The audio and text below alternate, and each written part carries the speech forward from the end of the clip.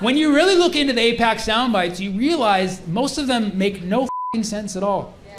There was a soundbite floating around in the last year saying that, oh, pro-Palestine protesters, we're going to deport you. That's right. Trump's going to get to office, deport the pro-Palestine protesters. Like, most of us are citizens. You don't think we know how the law works? You can't deport citizens, bro. Especially Arabs. Like, most of us are lawyers. We know the fucking law. You can't just deport citizens, okay? No, what you're trying to do is you're trying to intimidate us and make us feel like we're not as American as we should be just because we give a fuck about people overseas. That's what you're trying to do. Well, I'll tell you what. I know this for a fact. I am way more American than a cheap senator who accepts bribes from a foreign nation.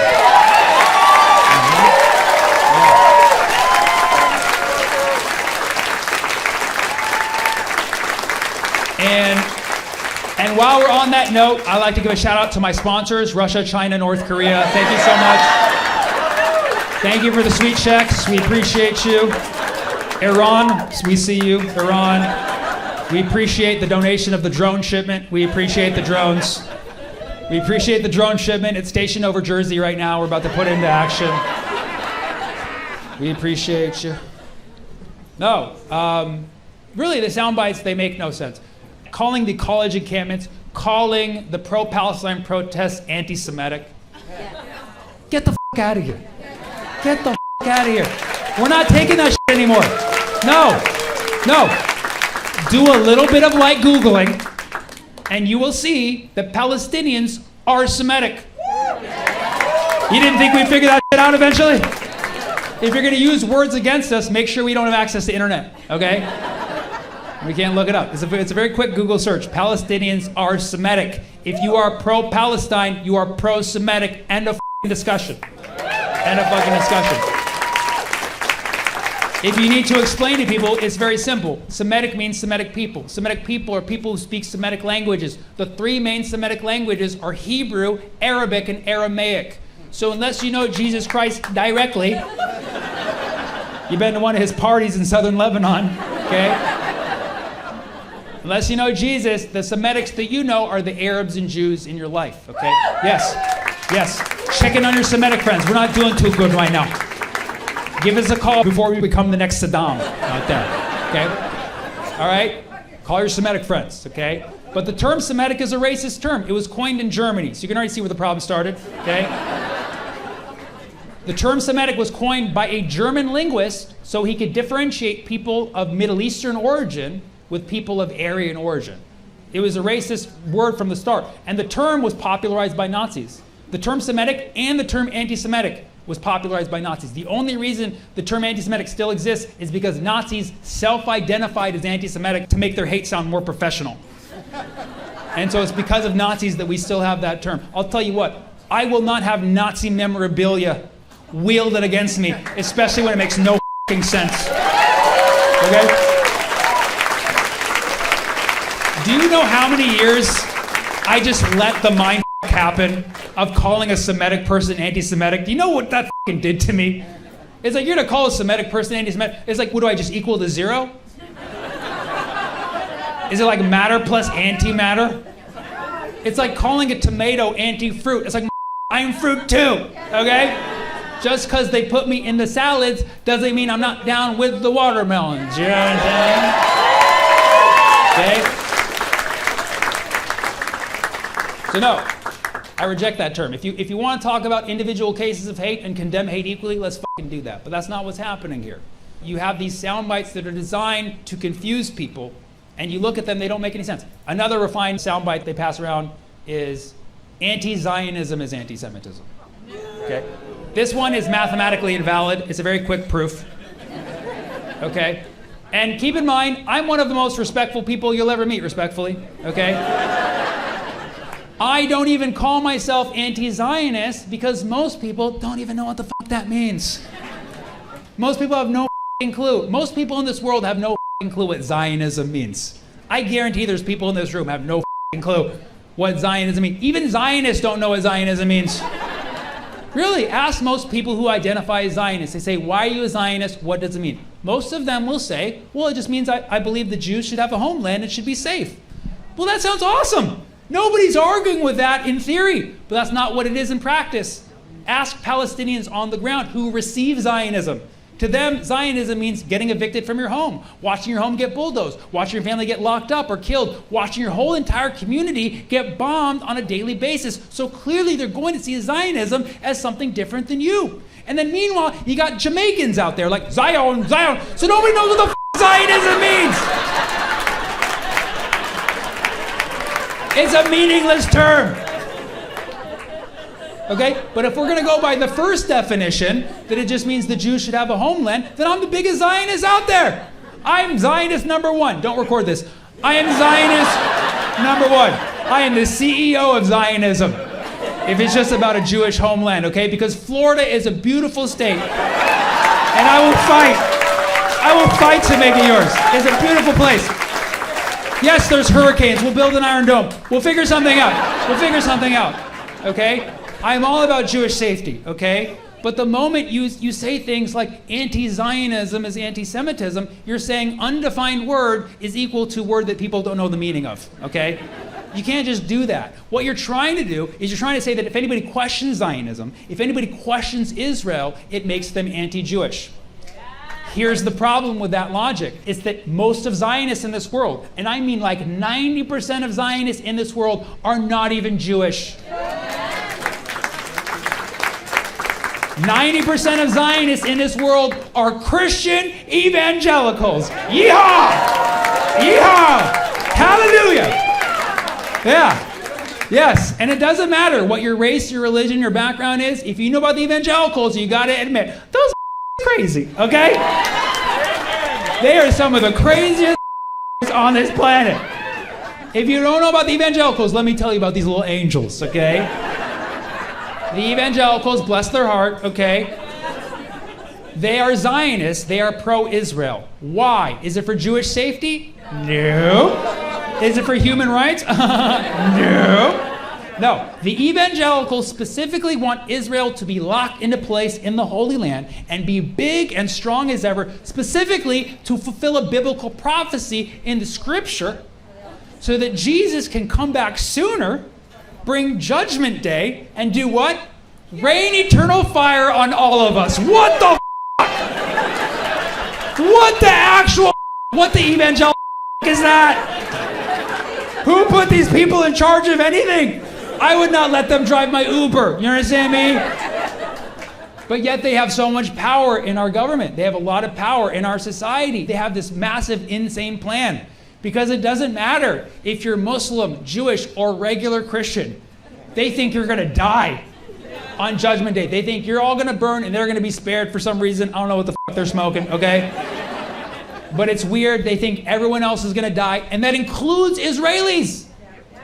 This is the craziest part to me. Israelis are not even spared in this equation. I tell Israelis, I'm like, hey, you know about this, right? They're like, yeah, it's a little weird. We tune it out. What the f***?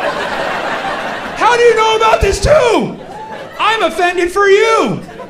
That is so sick and twisted to want Israelis to be in the Holy Land, specifically to be the sacrificial lamb in the greatest end times Ponzi scheme of all time. You know what that is? That is anti-Semitic. That is the most anti-Semitic I've ever heard in my entire life.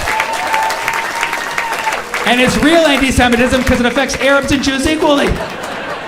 Meanwhile, Palestinians out here getting called anti-Semitic. We are not anti-Semitic because we don't want Jesus to come back. Frankly, we find that terrifying. We don't want Jesus to come back. And if he came back, he just loses his home. He's Palestinian. We don't want this happening to another person. We don't want Jesus to come back, okay? We are pro-Semitic. If anything, we want Moses to come back. That's right. We want Moses to come back because Moses got the Israelites to move.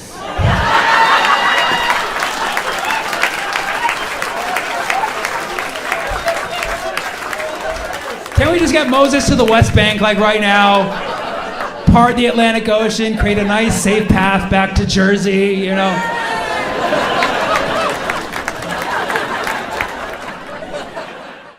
I feel like I've been talking about politics for the last hour. It's been going pretty damn well.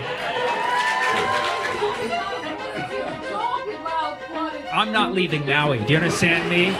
So yeah, Trump says a lot of things. You can't take them seriously. He says things like, oh, Jordan will take the Palestinians, Egypt will take the Palestinians, and then you have the leaders of Jordan and Egypt like, they're all saying no to it. Also, if you ask Palestinians, they're not going to leave. Like, they're not going to leave. Palestinians do not want to leave their home, and they're not going to leave their home. And if anything, I know a lot of people look at it like, are they crazy? Like, no, they just love their land, okay?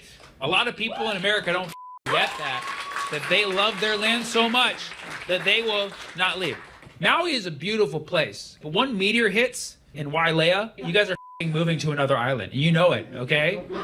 You have to think about, what's that? Never moving to another island. You're never moving to another island. Well, that person loves it like a Palestinian, okay?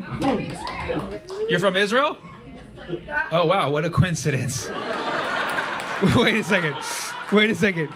You're from Israel and you're like, I'm never leaving Maui? That's how much you love Maui? Okay, I came out of Israel for more than 20 years. Yeah. I'm not going to leave Maui. You're not going to leave Maui. But the irony here is that I'm like, you got to love your homeland like a Palestinian, like an Israeli's like, I'm not leaving Maui. Do you understand me? You need to love your land like a Palestinian and love Maui like an Israeli loves Maui. You know what I'm saying? What's that? Put it on Instagram. Put what on Instagram? Oh, this moment? Yeah. We're not done yet. I appreciate it. Thanks for coming to the show. Did you know this is what I talk about too? Yeah, I know you're Palestinian, that's why I came. Oh, amazing. Thank you. But that's how I feel. Okay, I left Israel, don't want to fight. I said, don't join the army, I want to leave. And my mom asked me, where are you coming back? I said, when you have peace. And it's been 25 years. Oh, so that's why you're not leaving Maui. You know, they say thank you for your service. Thank you for your non-service. You know, I mean, I can't speak for you know being born in Israel and knowing what I would do in that situation. But I always salute people who turn down the service. You know what I mean? So thank you for doing that. And thank you for coming directly to Maui. You know what I mean? What's that? It was not directly. You island hopped. You started on Big Island. And you hopped over. A couple months ago, I was doing a show in Denver. I did 2 shows in the same night. And I got off stage after the first show, and I went on Twitter, and I saw that Assad's regime in Syria had fallen. And so I'm like, okay, got to write some jokes. And then I got back on stage, do another set, and I get off stage, and I read that Israel was already occupying Syria. I was like, wow, they move fast. So, you know, people often ask me, like, Sammy, how long are your performances? About a regime change is what I'm working with at this point. So, oh, who said that? Oh, the Israeli? Yeah, no. What a coincidence. I came to Maui. It is my homeland. It's my homeland. I'm never leaving. They're all Americans. They're all Americans? Oh, yeah, born and raised on Maui. Nice. Are they into politics? Not really. They don't watch them. They know what's going on in the world. Absolutely not. They do or don't? They have no idea. They have no idea. No idea. Good.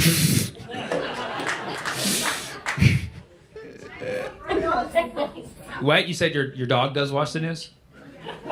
She's like, yeah. Why they need to know it? Why they need to know what? Why they need to know what's going on in the world? There's no. They'll find out later. They'll find out later. That's a good parenting right there. They'll find later. Maybe they're only 3 years old. I'm not gonna ask you how old your kids are. It's not my business. But what did you say? You're like, don't talk about politics, Maui. Maui. Not in Maui. I don't know. I feel like I've been talking about politics for the last hour. It's been going pretty damn well. I understand the argument of like mental health. Like you can't be glued to the news. I think Maui gets that, and I respect that about Maui and Hawaii in general. Like a lot of people here, they feel at least the ability to be able to disconnect from what's going on in the news. But it's like at some point you should probably know a little bit. You know what I mean? Just like a little bit. You know? I know about my You know what? I say, have you gone to the bookstore? The bookstore, yeah, go to the book. So you go to the bookstore. You go to the bookstore.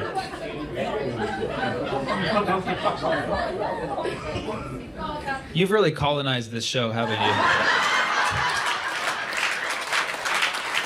And I'm not leaving.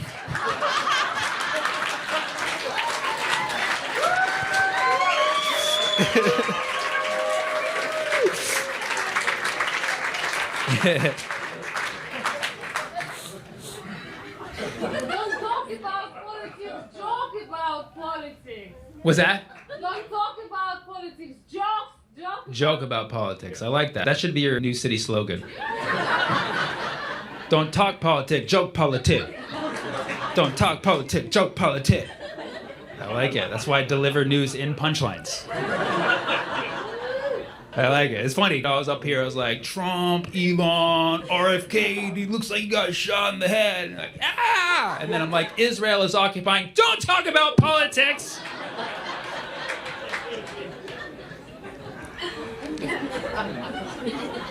But which is nicely in tune with the Trump administration's policy on free speech, so. Yeah, welcome to Trump America. Sometimes people get, a little touchy about religious jokes, but it's like, don't worry about me, worry about yourself. You know what I mean? Because I perform for every religion at this point, and I've like done really well. I've got a standing O at a church, got a standing O at a mosque, I've got a standing O at a synagogue. So like, I'm going to heaven for sure. You know what I mean? Like, y'all should be worried about yourselves for laughing at these jokes, you know. But I love joking with all the religions. But I love atheists. So I think I have a soft spot for atheists. Any atheists in here? Any atheists? The Israeli? The f*** is...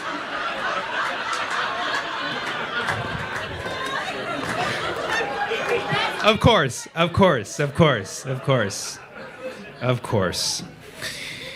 I love atheists, though. You can make religious jokes. They don't get offended. But if you ever do want to piss them off, you just say, God bless you. They love that. What does your son say? By the way, thank you for letting us know. What did your son say? What did your son say? My son says, thanks God I'm atheist. He says, thanks what? Can you explain? Yeah. Thank God I'm atheist. Thank God I'm atheist. Okay. Yeah, I need an opener for my next show, so hit him up. But then we'll make him leave during the politics part so he doesn't hear it. Thank God I'm atheist. All right. I'm gonna take that joke. Call it retribution.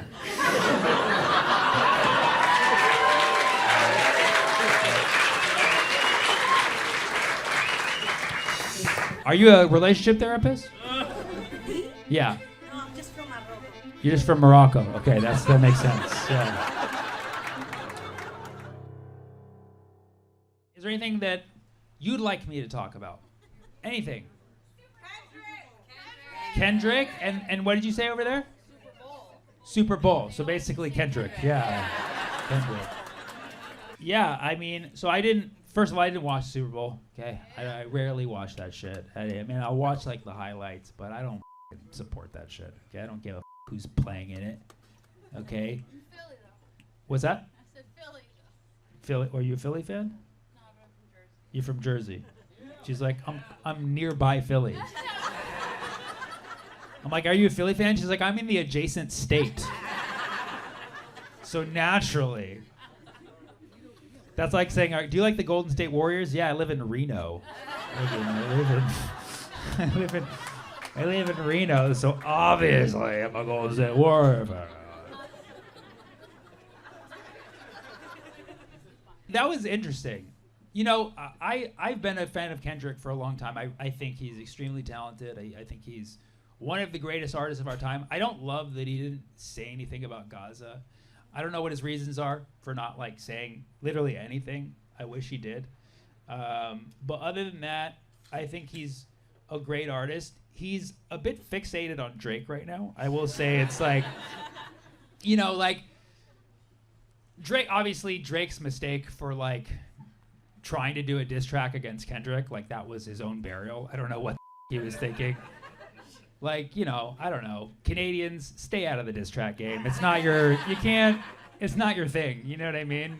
It's like, what are you going to be like? Yeah, sorry. I'm sorry. Like, it's not.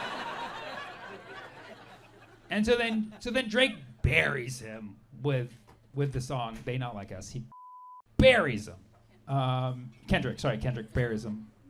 And now, correct me if I'm wrong. So Jay-Z books the Super Bowl, basically. Jay-Z books the halftime show.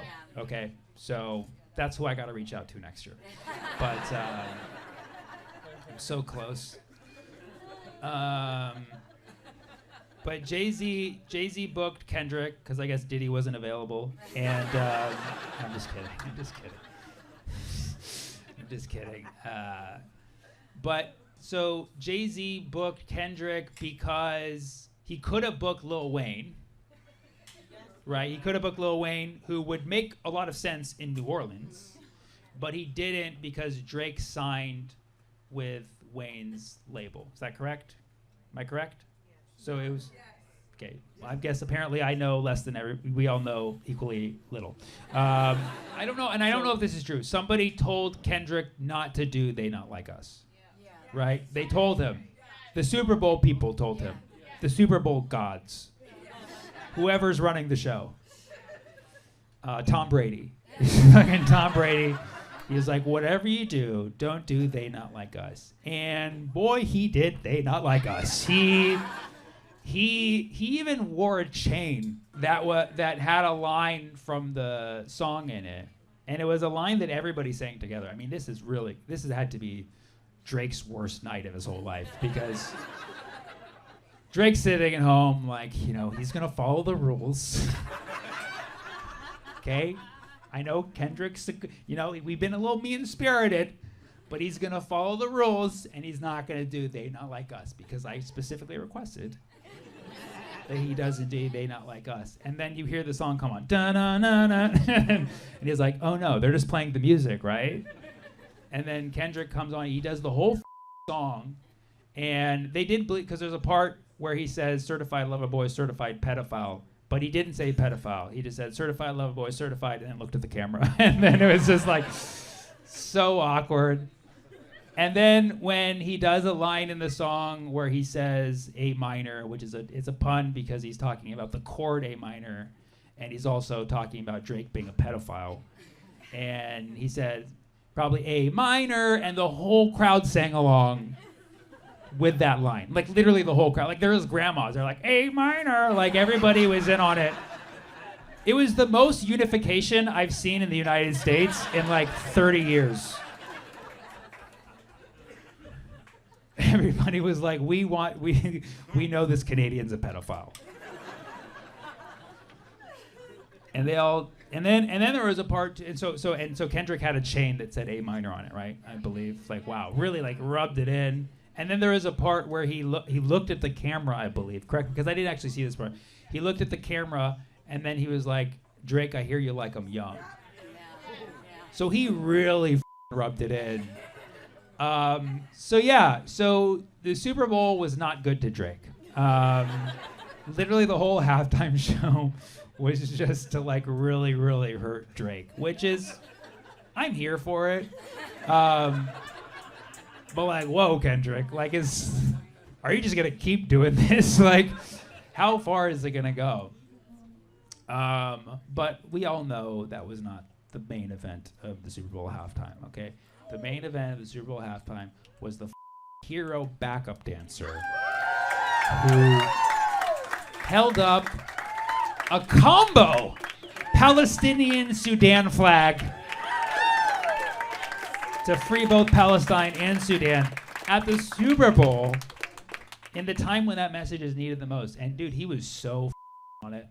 He was pulled it out, and he was just like waving that shit and then like looking and waving that shit and looking. And then the moment he saw security coming towards him, he got the stage and he was still waving it, and then he was like moving around, he was like waving it, and then he moved here. And then 5 dudes in suits tackled him. It was a sack. They fucking sacked him. They let him off. And they let him off with no charges.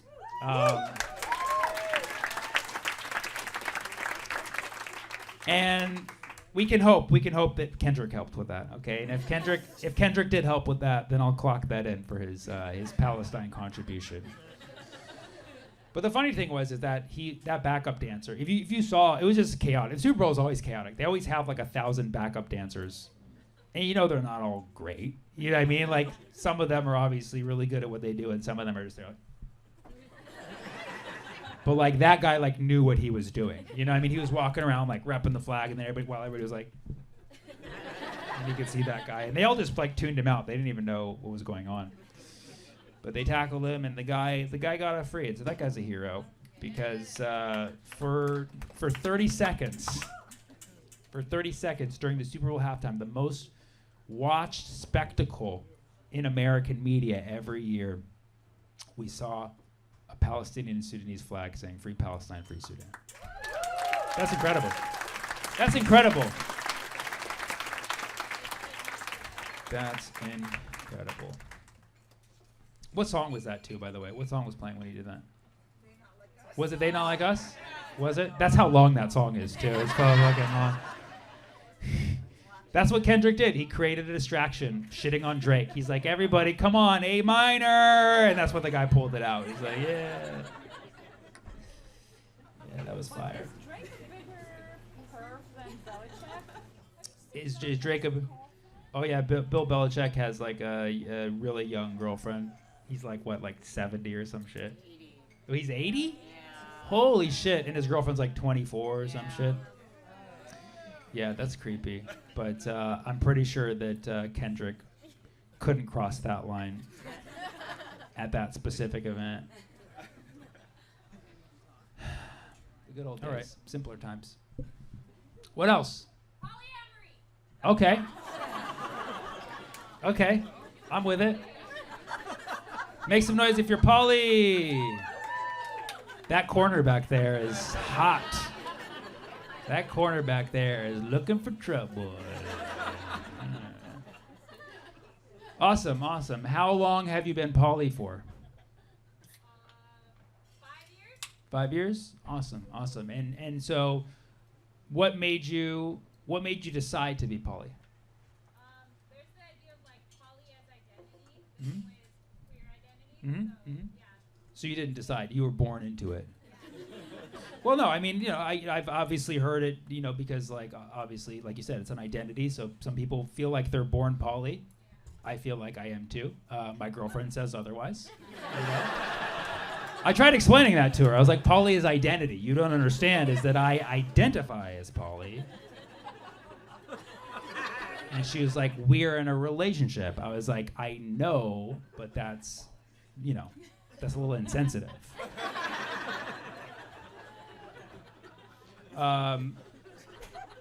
Do you feel though, and just out of curiosity, do you feel like your whole life, did you feel like, the poly identity in the sense that like you feel like I'm attracted to different people, or like I want to have, love from different like. Yeah. It never made sense to me that only one person could provide everything for you in a relationship. I think you summed it up. I think you said, I think you're speaking the truth right now. All the people in relationships are like, shut this down right now! I don't need these seeds being planted in your head, Teresa.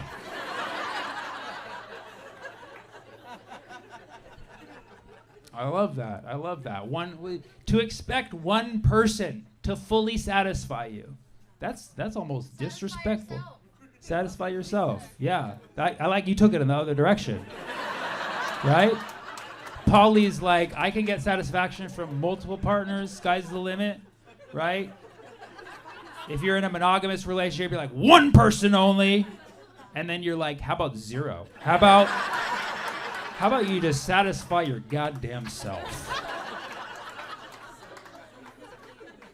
Now, here's one thing as a mathematician. When it comes to polyamory, right? Poly means multiple, many, but unspecified, right? So when you have a polygon, we know it's a figure of multiple sides, but it could be as many as, we decide it to be, right? So you could have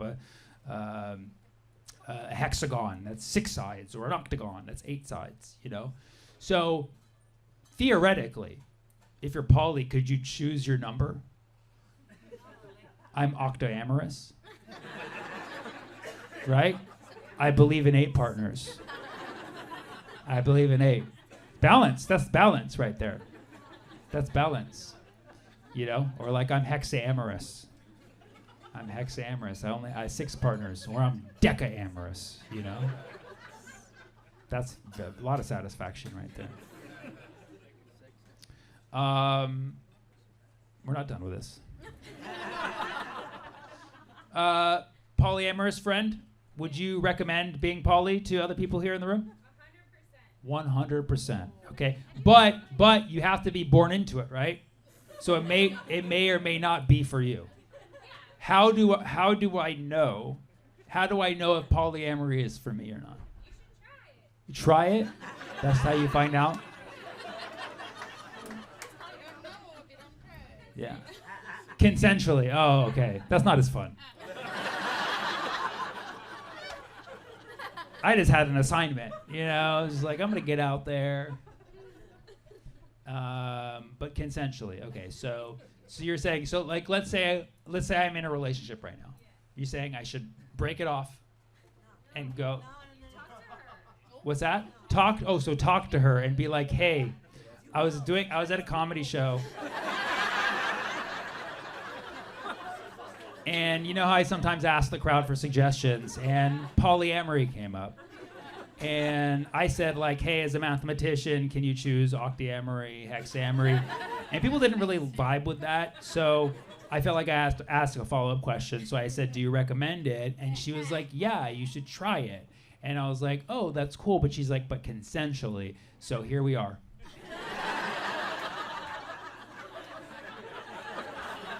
How do you think that would go over?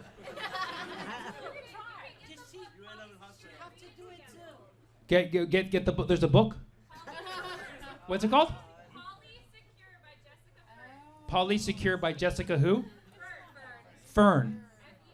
F-E-R-N. Got it. Like the plant. She just have to do the same thing than you, and that's it. I just have to do the same. Who is it with? Yeah, she have to have her 8. You have your 8, and that's it. Oh, you're saying if I'm with a partner and I have 8, she has to have 8, Yeah. and then we can both say we ate, right? Yeah. You ate that. You ate that. But are you suggesting that if I were to have 8 and she were to have 7, there would be some kind of imbalance there? No polygamy, equality.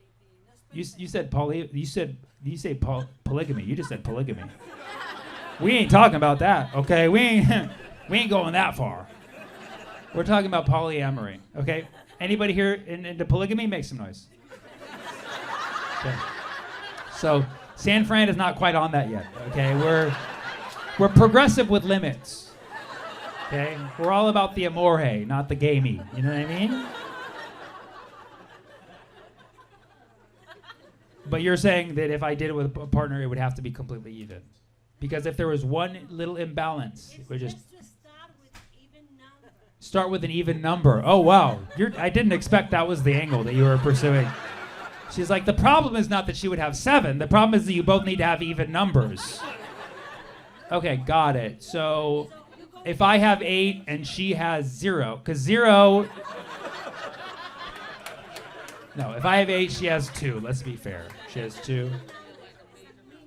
It's a mean number? Like the average? What's that? Why are you making a circle? Are you a relationship therapist? Me? Yeah. No, I'm just from Morocco. You're just from Morocco. Okay, that makes sense. Yeah. I didn't know that was Morocco's like national slogan. We're not relationship therapists. We're just from Morocco. Come visit. We'll give you great advice. What's that? We send you to Spain. Send me to Spain? Is that what you do to the bad boys who don't follow the rules of polygamy?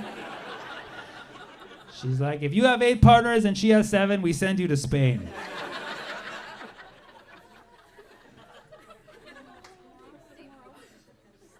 Okay.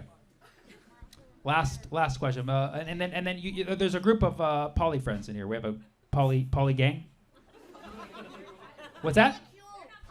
They're not poly. Just one poly person. One poly person in the crew. Do you feel like it's difficult to have friends who are not poly, or do you think it actually makes it easier?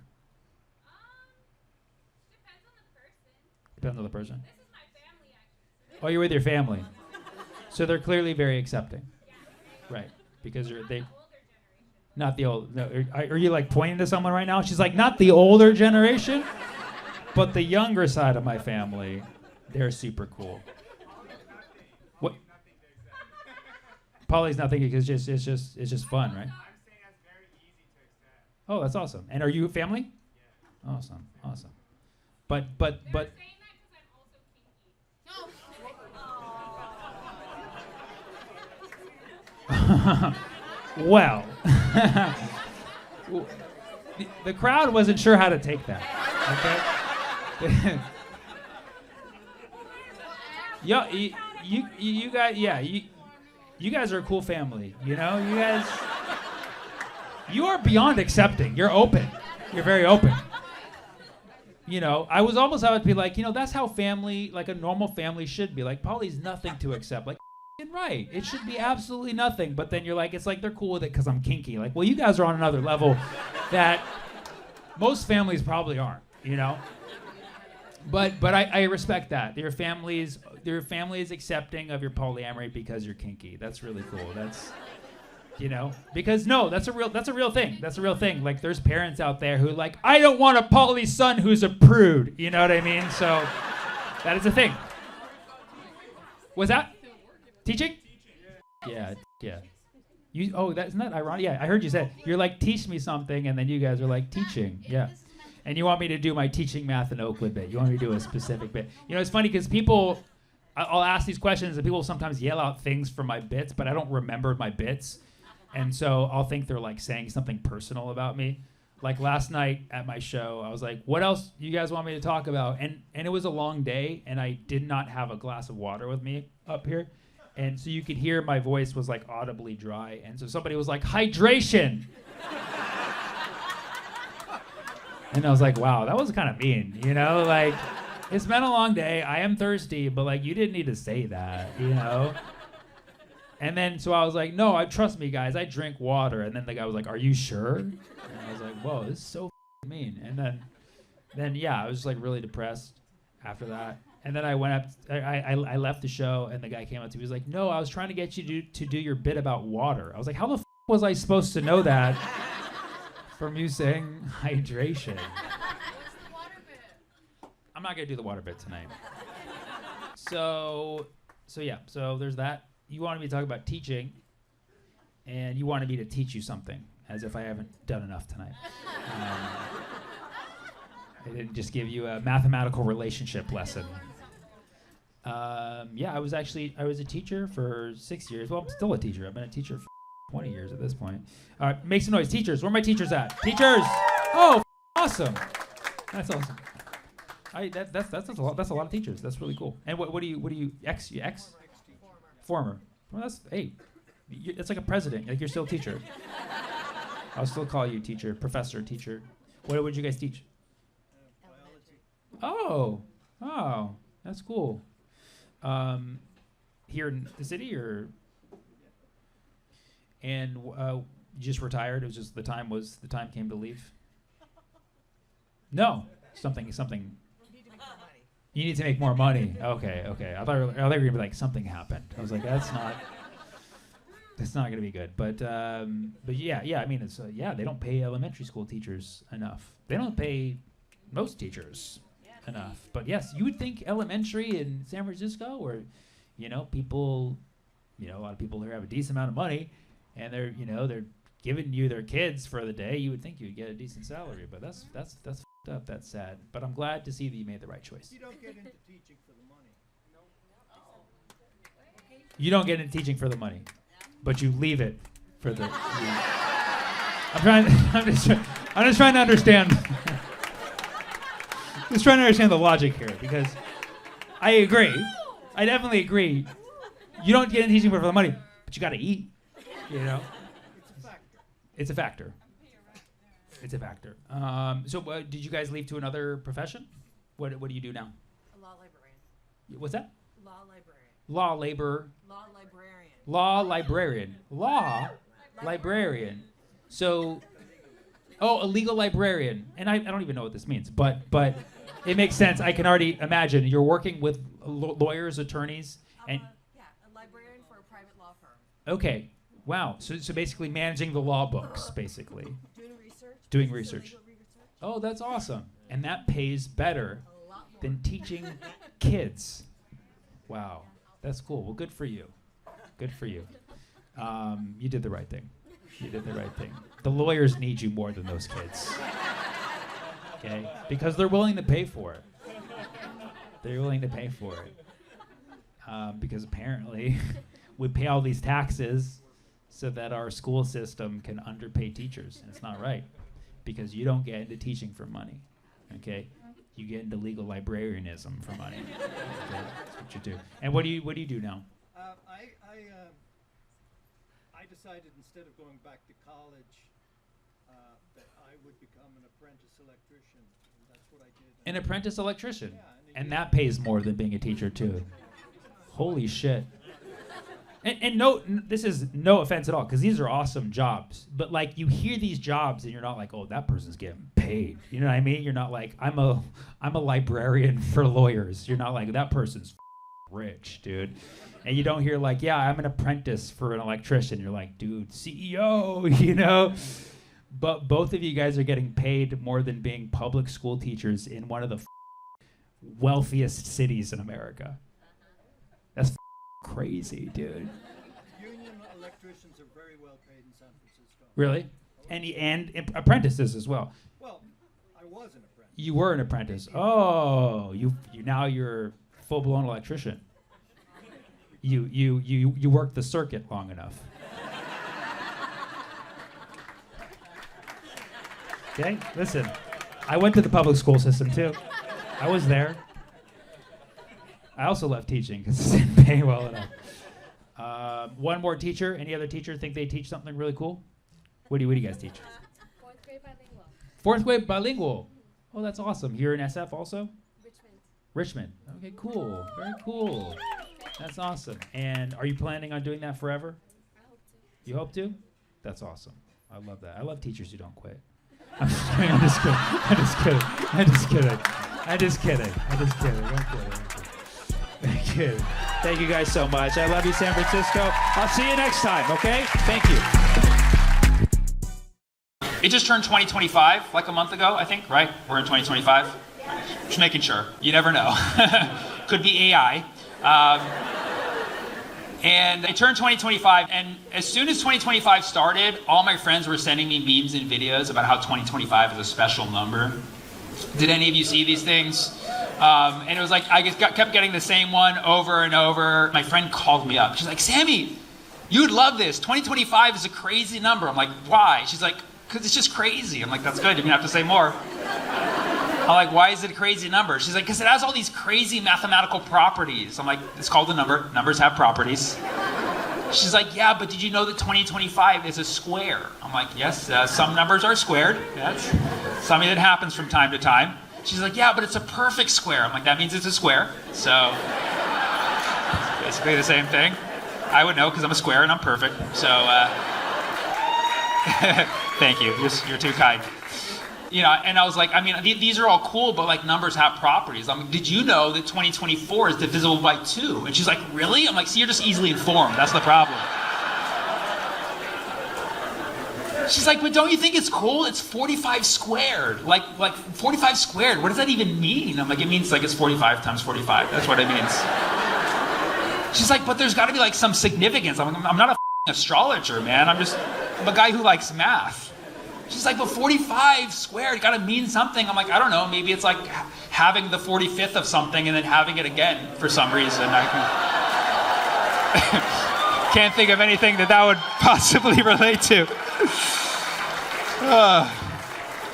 Yeah, math brings the truth sometimes. I'm sure there's some smartass there like, actually, he's 47th now. fine, then I'll come back and see you in 45 times 47, which is 2115. You're at 2115, this joke will make sense. But to be honest, I really have been enjoying MAGA so far. Men arguing over government authority, that's what it stands for. Yeah, it's a lot of arguing. Elon is in the lead right now, President Elon. Or if you want to call him Chancellor, I guess you could call him Chancellor. The dude did a Nazi salute, like straight up. That was a Nazi salute, and this has been verified by Nazis. And I'm going to listen to the Nazis on this one. That's not something I say very often. But on this one, I'm going to listen to the Nazis. Now, why he did it, I don't know if he was dog whistling. I don't know if he made a bet with somebody. I don't know what it was, but there's all this weird speculation. Like, some people say he full-on did a Nazi salute because he's a Nazi. Some people say he's just on the spectrum, which is fair. I think he's both. I mean, I think he's on the Nazi spectrum. I think that's what it is. There is such thing as the Nazi spectrum. And the truth is, we're all on it. It doesn't matter. There's two extremes. You're either zero Nazi, okay? Or I don't know which way you guys see this. You're zero Nazi, and then that goes all the way to proud Nazi, okay? And then all the way to full-blown Hitler. You know what I mean? But there's a big distance from point A to point B, and also from point B to point C. You know what I mean? And Elon, he's not A. We for sure know he's not zero Nazi. He's not A. He may or may not be B. I don't know, okay? But I don't think he's quite C, okay? So you could say he's a Nazi.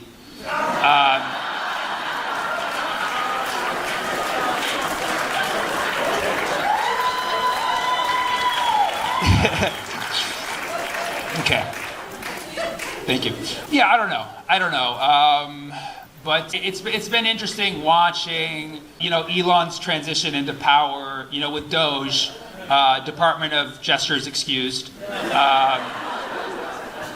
Because, everyone gave him a pass on that, like the ADL, the Anti-Defamation League. They should just change their name to Defamation League because they just talk about people, but gave Elon the pass because he's not a peaceful college protester, so. But yeah, it has been interesting to watch because Elon, he for sure is pulling the strings behind everything because Trump has changed his position on a bunch of things already, and you can see the Elon influence. Like for instance, when it came to the H-1B visas situation, I don't know how you spent your Christmas, but I spent it watching men arguing over government authority.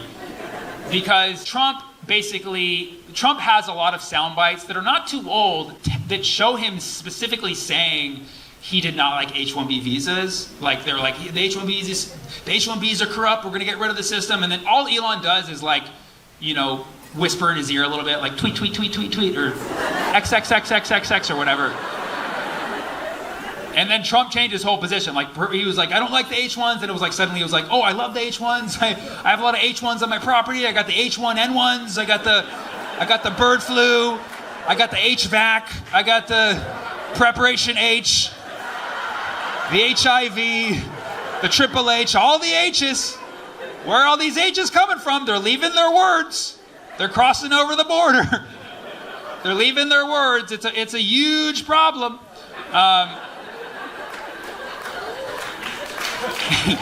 You notice Trump he never pronounces H because he's always miming it with his hands. He's like, it's huge, it's huge. But yeah, Trump totally flipped on that, after Elon, said his thing. And then Vivek Ramaswamy also too. Vivek got kicked out of Doge. That was kind of dope because Vivek got kicked out of Doge because he made too long of a tweet, basically, is what happened. I don't know if you guys know Vivek Ramaswamy, but he's, South Asian representation in politics. Listen, to be fair, Vivek does say a bunch of things that I do like, and he also says some things that are just great for comedy, so it works for me.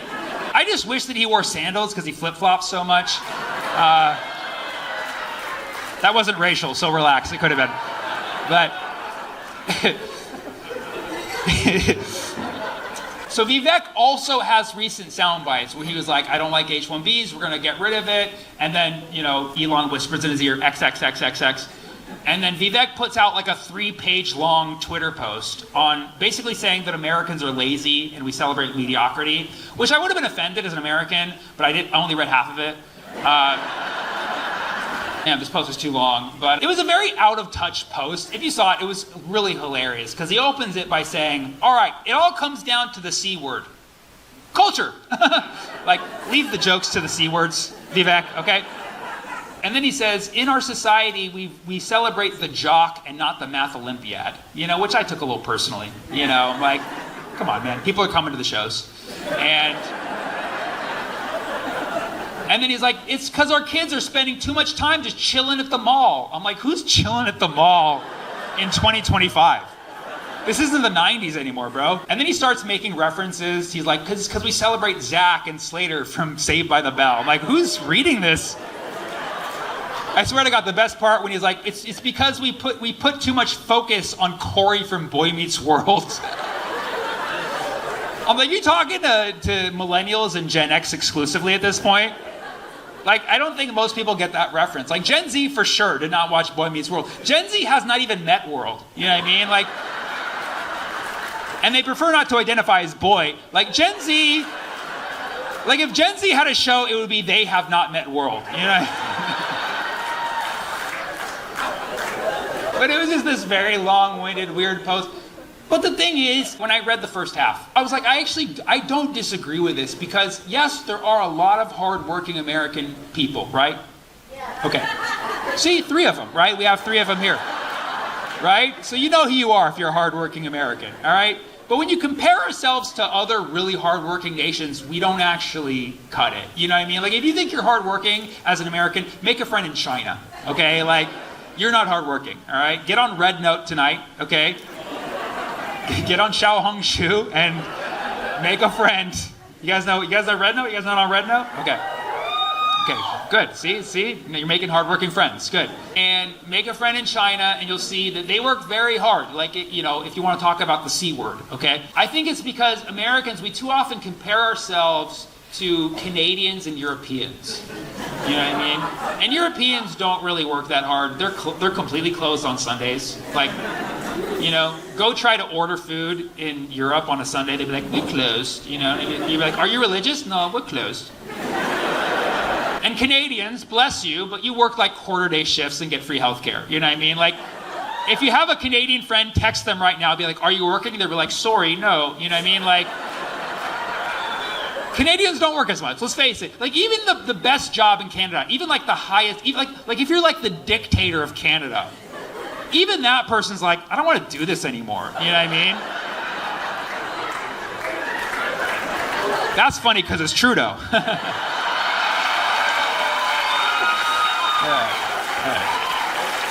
Right.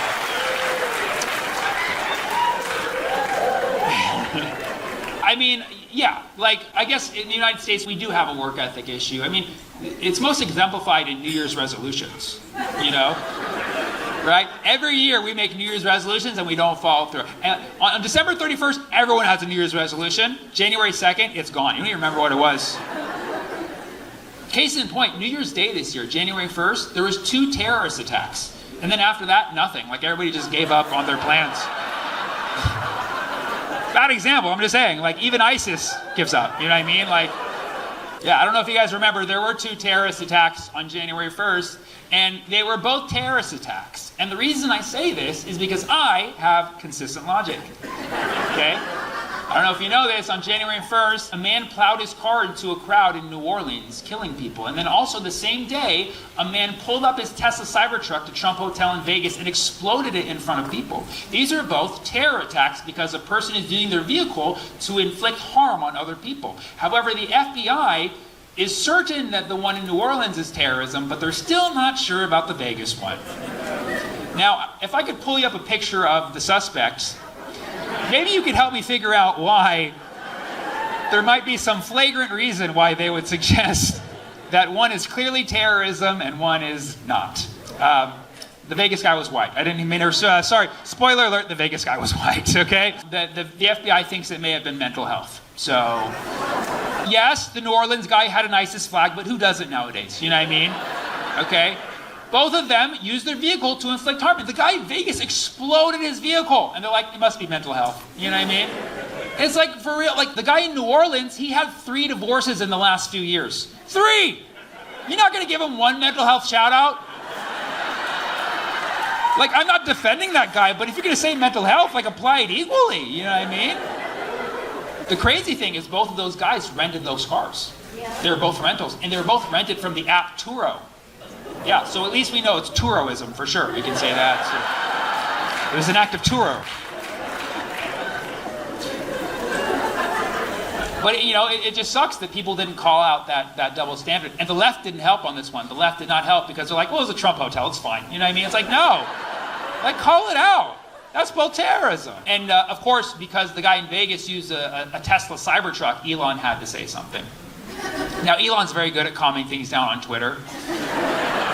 By the way, when the H-1B thing happened, Elon is obviously a big fan of H-1Bs. And so when MAGA was arguing about H-1Bs, Elon made a tweet basically saying, he was like, I love H-1Bs. I'm here because of an H-1B, which I don't think is true.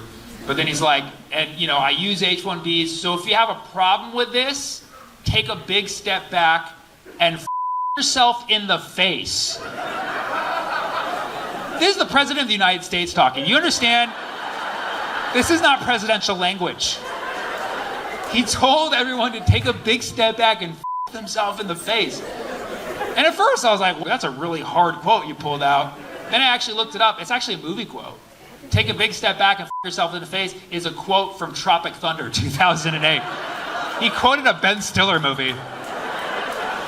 Which is so ironic because if you know about Tropic Thunder, 2008, maybe not the best year to talk about the economy, but Tropic Thunder, the plot was Ben Stiller and some other actors, they were playing actors who played soldiers in a war movie.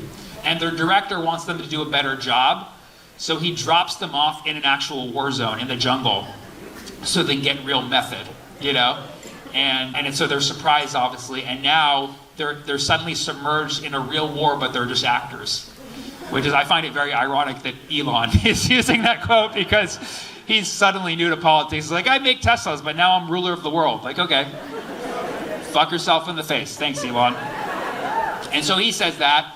And then, so after the Tesla Cybertruck thing, he comes out and we're like, what is Elon going to say? He's going to tell us to fuck ourselves in the face, isn't he? And he comes out and he's like, the knucklehead chose the worst vehicle to do a terror attack in. Everybody knows a Cybertruck would contain the explosion, and if anything, direct it upward. And everybody was like, damn. We haven't seen that kind of CEO energy before. Like, to be honest, like, people were very upset about that thing. Like, wow, I can't believe he said that. Like, I can. Like, it's very it's definitely better than yourself in the face.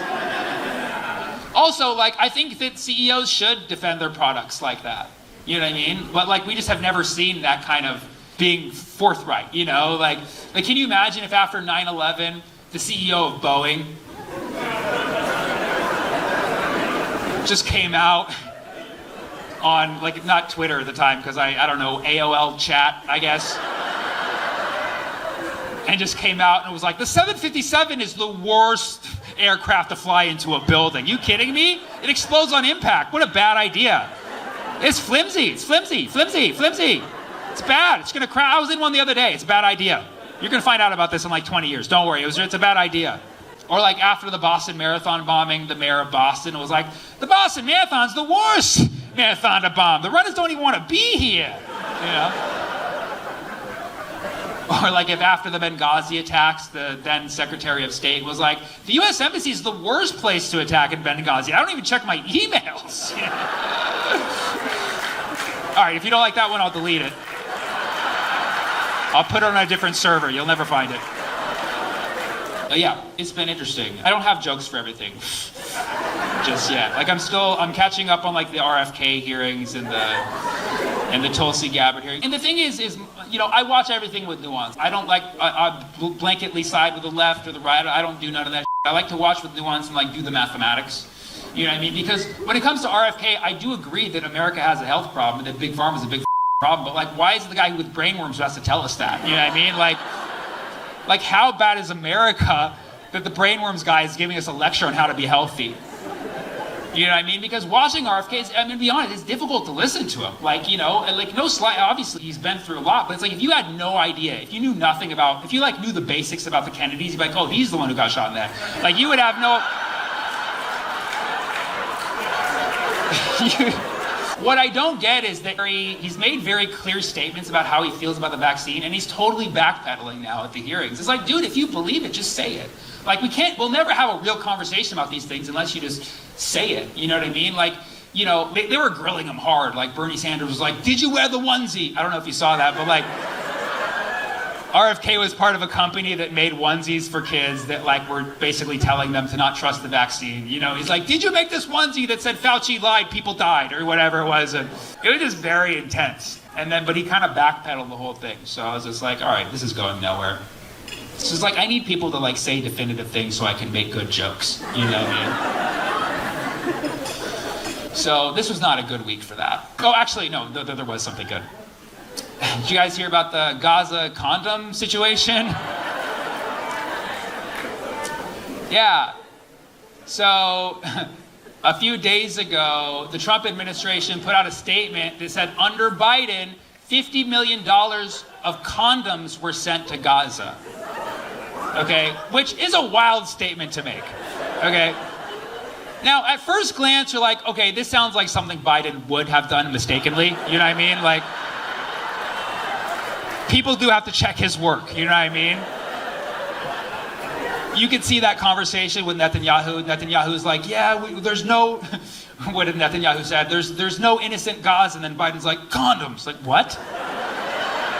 Give them all condoms. But the Trump administration made this statement that $50 million of condoms were sent to Gaza, and there's no evidence to back that statement. There's been no proof to suggest that statement happened. There's speculation, and this sounds much more likely, that the condoms were sent to Gaza, which is a province or a region in Mozambique. Where they actually do send aid already. So that actually might make sense that they were sending it to Gaza, Mozambique, and then the Trump administration didn't just check the geography on that. You know what I mean? Which is kind of an important note before you just go out there and say it. But it's not like America would know the difference. You know what I mean? You tell Americans, you're like, we gave condoms to Gaza. They're like, Gaza? Where's that? They're like, you haven't been, you haven't been watching the news the last 2 years? Like, oh yeah, that place. And like, well, actually it was in Mozambique. Like, is that inside of Gaza? Like, okay, well. So it's not like explaining geography to Americans would help this. But yeah, I think that sounds more like, because at first glance to me, when I heard they sent $50 million of condoms to Gaza, my first thought was like, yo, trust me, I know Palestinians do not use condoms, okay? Like, trust me, right? Trust me. Trust me. We prefer, listen, Palestinians do not use condoms. Look at their population growth. That is not something you get with the use of condoms. Gazans need to multiply. That is their strategy to counter genocide, okay? Okay? Condoms or contraceptives are another form of genocide for Palestinians. You have to watch out. Yeah. If anything, Israel wants them to have the condoms. Israel's like, yes, give them $50 million worth of condoms. The administration started putting out these statements that, the $50 million worth of condoms went to Gaza and then Hamas used them for weapons. Basically saying Hamas was making condom balloons to launch at Israel. That's like kind of a bold statement. Trump probably said it. He's like, Hamas, they're using the birth control pills, they're using the condom, the IUDs. It's a whole artillery. It's called Plan B.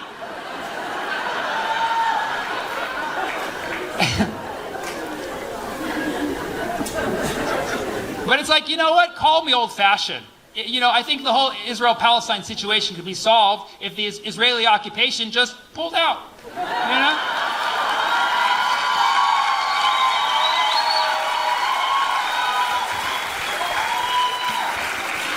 Trust me, that never fails. Tried and true. Your grandparents used it.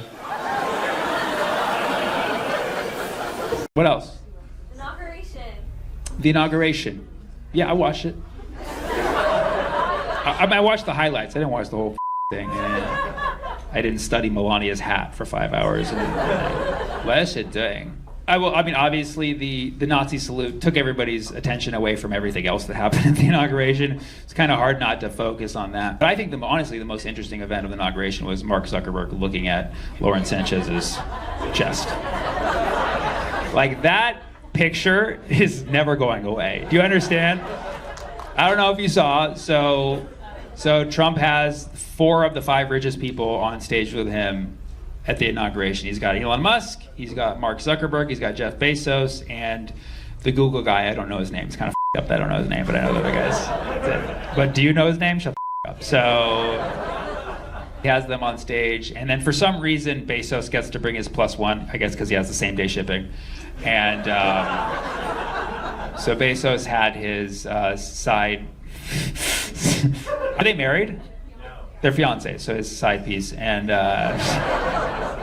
well, anyways, they're in the process of getting married, obviously, and he has her on stage, but I don't think Zuckerberg brought his wife. I don't think Elon knows who he's with right now, and then Trump had Melania hiding under a cylindrical shadow.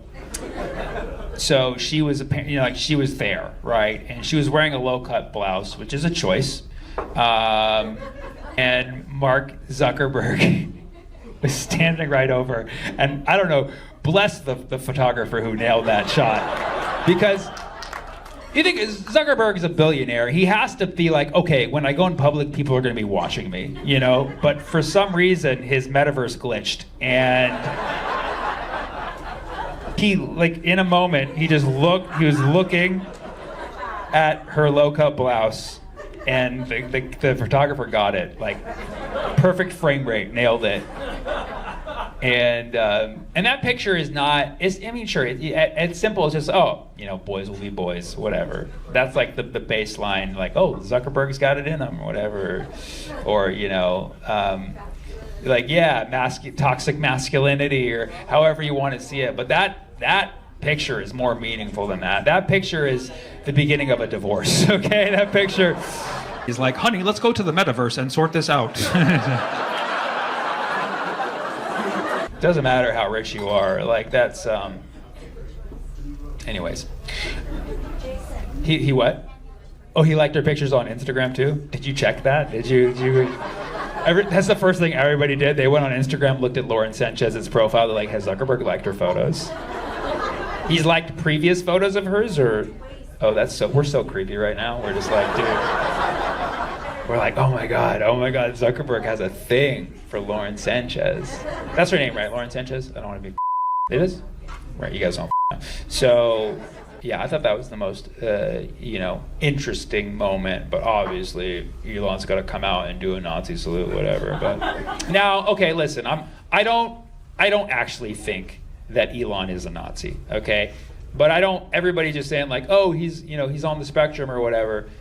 But yeah, he's also on the Nazi spectrum. You know what I mean? There is such thing as a Nazi spectrum. You start at 0 and then you're just full Hitler, and he's somewhere in between. We don't know. You cannot mathematically argue that he's not somewhere. We know he's not 0. If he was 0, he would have not made that motion. Okay? I don't think he's Hitler. I don't think he's actually a Nazi. But I think there's a couple of things. He could be so clueless that he just made that. But there was definitely the intention of the Roman salute. There was that kind of energy, I'm going to do a Roman salute. But the Roman salute is the Nazi salute. The Roman salute became popularized as the Nazi salute. That's what we know it for. So at some point, you got to make a choice. Be like, am I going to do the thing that's known for this thing? You know what I mean? I used to love using Johnson & Johnson's baby oil. But did he change that? He used to just make my skin silky smooth, but now it's you go to freak offs. No, I'm not that guy. So he did that. Also, I mean, it's so what? He makes an accidental gesture, but then how do you talk about it later on Twitter? And he basically said, go yourself in the face, and essentially what he did metaphorically. And it was surprisingly how many people were defending him. Like the ADL. I don't know if you know Anti-Defamation League. They should just change their name to Defamation League, because that's basically all they do. They should call themselves the DL. But the ADL totally, They usually go after anti-Semitism all the time, but they're like, don't get out of hand here. He was just excited, you know, like they totally gave him the pass because he's not a peaceful college protester. So, yeah, and you know, but yeah, also some really good people defended him, like Netanyahu. That's someone who you really want to have on your side. Netanyahu's like, no, I know Elon. So yeah, anyways, that happened. Really saved Mark Zuckerberg, if you think about it, because otherwise we would have focused a lot more on that picture. He got really lucky with that. All right, let's see. I only have 7 hours left. What? Is there anything I haven't talked about yet tonight that you'd like for me to talk about? Anything you guys want? What's that?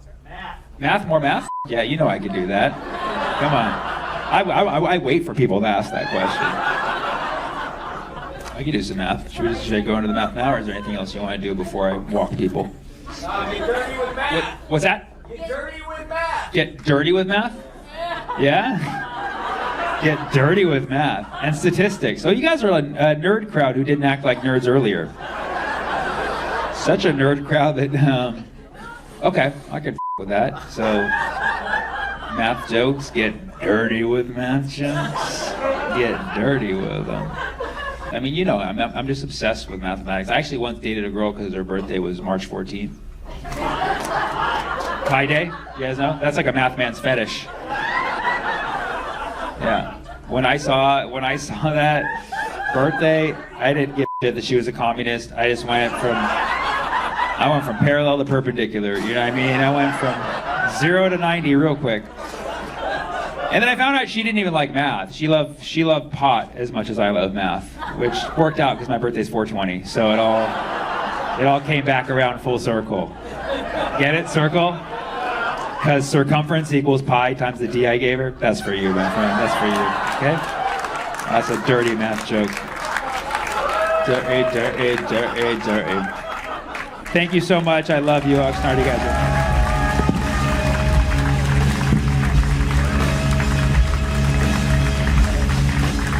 One more time for Sammy Obeid. Come on, guys. Keep clapping. Let them hear the love.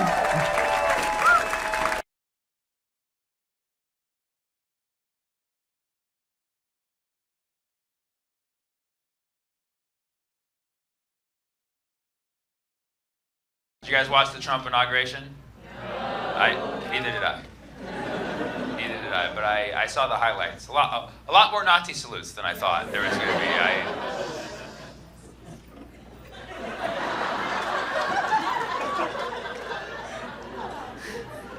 A lot more Nazi salutes.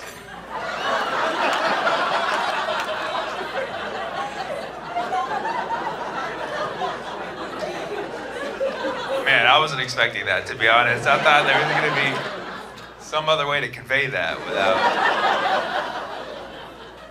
You guys know Nazis, right? You guys know Nazis? You guys know like what it means to salute someone?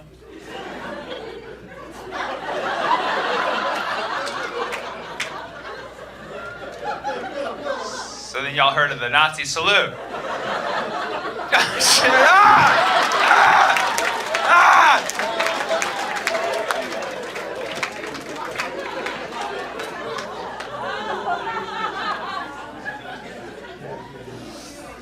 Oh man. Good. All right. Yeah. No. It was definitely there was definitely one more Nazi salute than I was expecting to see at the Trump inauguration, but one less than it would to make me surprised. Actually, it was. Yeah, I was capping it too. Yeah, no, it's crazy because you know there's some debate about whether it actually was a Nazi salute or not. I mean, it was pretty deliberate. I don't know if you saw like the slow-mo replay. I watched it like 10 times just to make sure. Because I'm like, who knows? Maybe Elon was just excited, you know. But if you look at he pats his chest, like he goes like this, and then he extends. Why are you pointing at me? Why are you pointing at me? Oh, she's like, you do it now. No, I ain't doing it.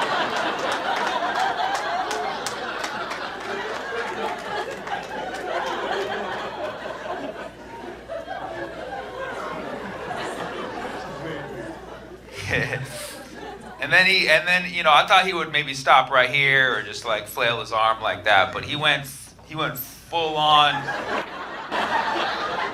He went full on Nazi salute. Oh, now you don't do it anymore. That's. It's too much shit to talk. I can't even keep up with the news cycle anymore, man. I was just finishing my jokes about the fires, and then.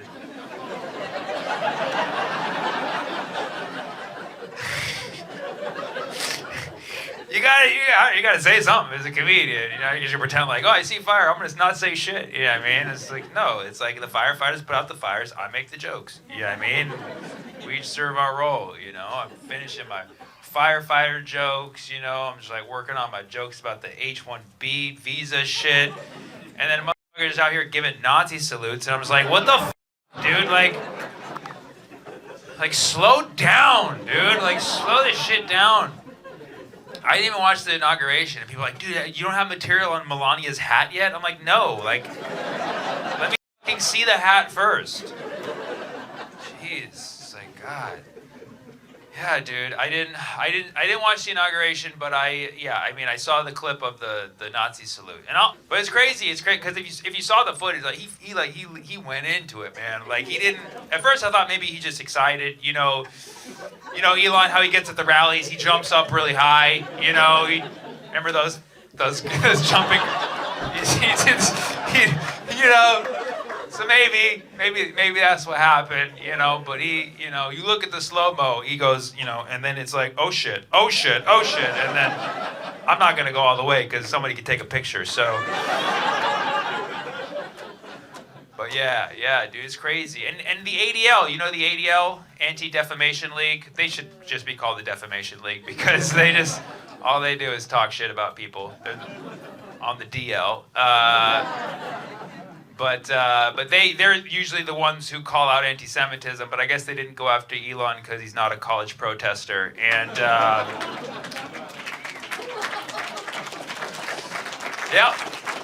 yep, he wasn't in front of a tent in front of a campus fighting actual occupation. He did the actual Nazi salute. Crazy. Yeah, the ADL was like, oh, he just must have been very excited. Like, okay, cool. Yeah, I see what's going on here. But yeah, no, Elon, and I mean, I don't know, I'm sure at some point there's going to be like a counter story that's going to be like, actually, it's the Roman salute. Like, okay, yeah, but we all know what it's famous for, you know what I mean? Like, right? Like, I used to use baby oil, you know, but like now Diddy f***ed that up, you know what I mean? It used to be just Johnson & Johnson baby oil, you know, just for a regular baby. Now it's for freak-offs exclusively, so, you know.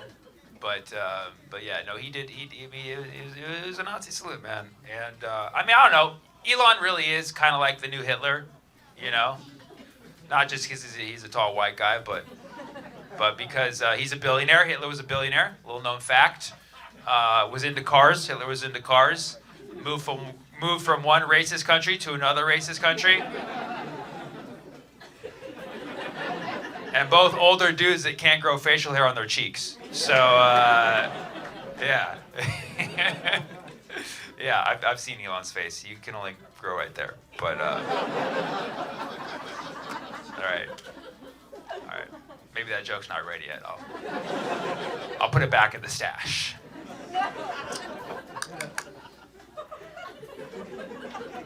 It's the best I can do so far, guys. I'm working on it. So tomorrow you're going to see footage of Elon and my ASL interpreter both. But the ADL will call her out. She'll be like, anti-Semitic interpreter at a Palestinian show was doing the Nazi salute.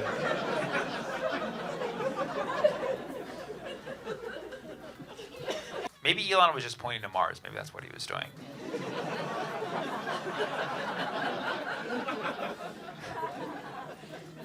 He's like, we're gonna go there.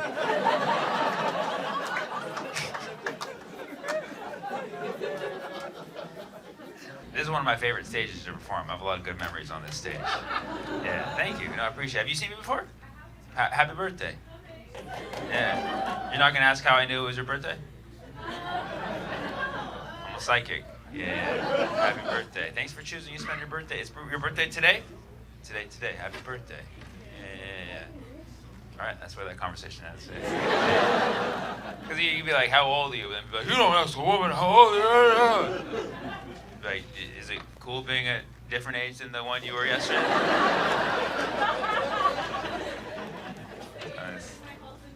It's the age where you lose your health insurance. You're Luigi here. That's awesome. Good for you. You're a young Weege in the making. They didn't deny you yet, right? Okay, yeah, good. No, not yet. Yeah. All right, cool. We'll talk about the mission later.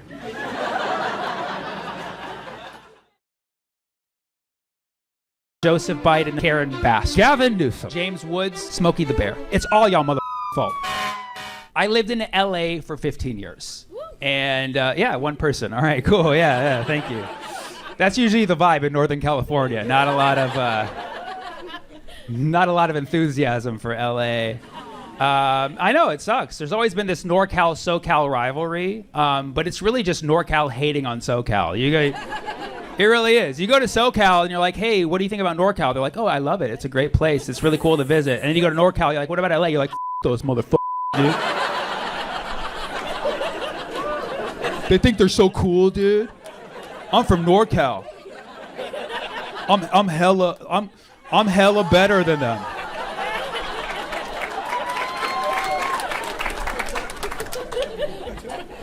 And you go to SoCal, they're like, yeah, they're cool. They say hello a lot, but they're cool. And so I lived in LA for 15 years, and finally last year I gave up my lease. I was in the same apartment in Studio City. Studio City is where I live. Studio City, they call it Studio City because it has a lot of studio apartments, which is like, it's the only city named after why you're broke. Like, I've never heard of one bed, one bath village.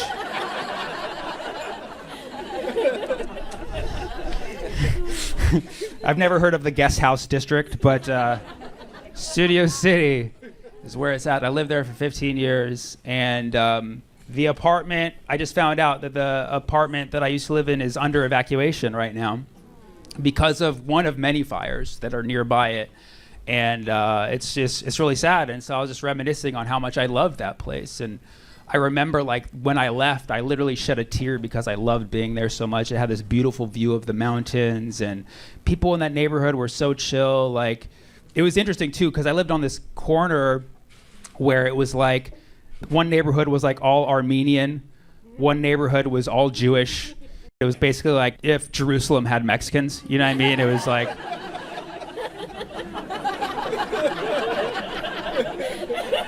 it was like if you put Jerusalem inside of Mexico, it would have been, that's how it felt. And I love that neighborhood. And I remember when I left, the day I packed up and left my apartment was September 21st.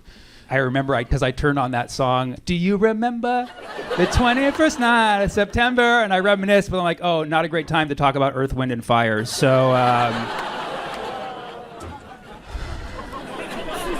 going to talk about the LA fires for like 20 minutes. I'm sorry. It's my issue with this is that this fire is becoming highly divisive, which is really sad because, you know, people are actually really suffering down there. And I lived in LA for 15 years, so like half of my friends in this industry are in Los Angeles, and some of them have lost their homes. It's a horrible situation, and I'm like checking in with them. I'm seeing who's okay, seeing who's evacuating right now, and definitely not helping LA's homeless problem. But listen, okay, so... And now I have so many friends who are affected, like I can't even use the fire emoji, it's insensitive. So there's a lot of problems. But I'm making it about me. I shouldn't do that. A lot of people are suffering, and this is why I wrote notes, because I'm like, if they don't like it, I'm gonna have to move on very quickly.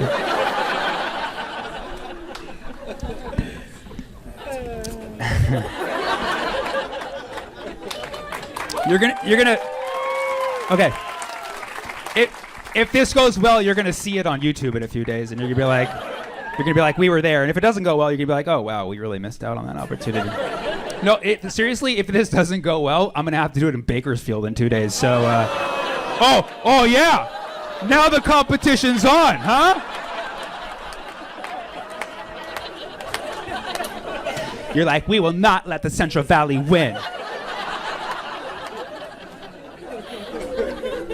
Even though you're kind of in it, but you're kind of. I know that's a very sensitive subject in SAC. Like, we're not the Central Valley. Like, motherfucker, you're in the valley. It is in the center of the state. You're in the Central Valley. You're like, we do politics. We don't farm. We tell the farmers what to do.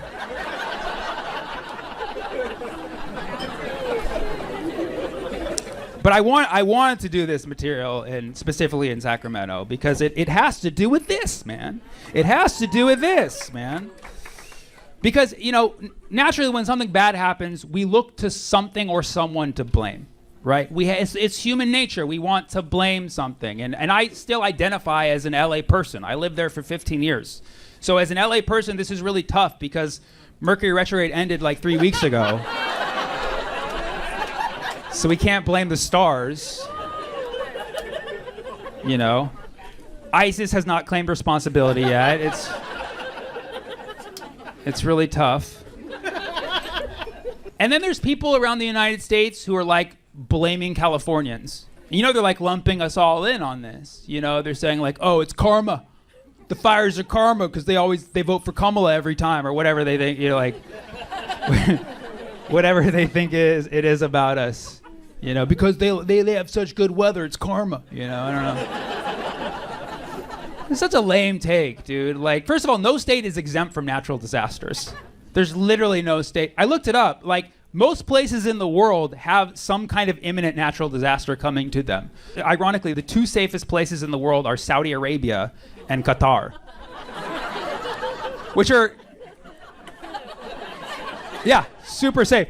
Which is kind of ironic, because if you know about like the history of like terrorism, I'm gonna use air quotes, terrorism and like where our traditional known terrorists came from, it was all because of seeds that started in Saudi or Qatar. And so it's funny because like that's how bored they get there. You know what I mean? That they're like, oh, zero crime rate, no natural disaster. Like, let's stir something up a little bit, you know? So. Most places have natural disasters, and every state in the United States is subject to its own natural disaster. So the moment you say, like, a state deserves this, like, that's a f***ed up thing to say. Like, people are going to have their hurricanes, their floods, their fires. I will accept that all states are f***ed, or no states are f***ed. You know what I mean? Like, if you're going to say that one state has karma, you have to agree all states have bad karma. And I would say that's probably the case. You know what I mean? Because if you look at what happened to indigenous people in this country, I don't know if you guys know about this in Sacramento, but there were indigenous people in this country before we got here, before they even found the gold, if you believe it or not. And so the indigenous people were here, and basically in some shape or form they all got displaced or killed, and some of them displaced multiple times. You know what I mean? So if you were an indigenous person who lived here before the United States was settled, you were displaced at least once. We know this, at least once. So there's probably a stat out there that shows that most people in the United States at some point will be displaced because of a natural disaster. If it's, and I assure you, it's probably not more than one. It's probably just one. Everybody averages one or less. So you're getting a good deal, dude, is what I'm saying. So it's collective karma. We're all equally. If you're in a state and you think another state has bad karma, not you, you're on fentanyl for sure. And that's most states as well, actually. So one of my friends in Texas, he's like, yeah, California is what you get. You think you're all smug. Now the fires are burning. Like, well, this whole fire is just making more Texans. I don't know if you know that. So the Texodus is beginning. All right.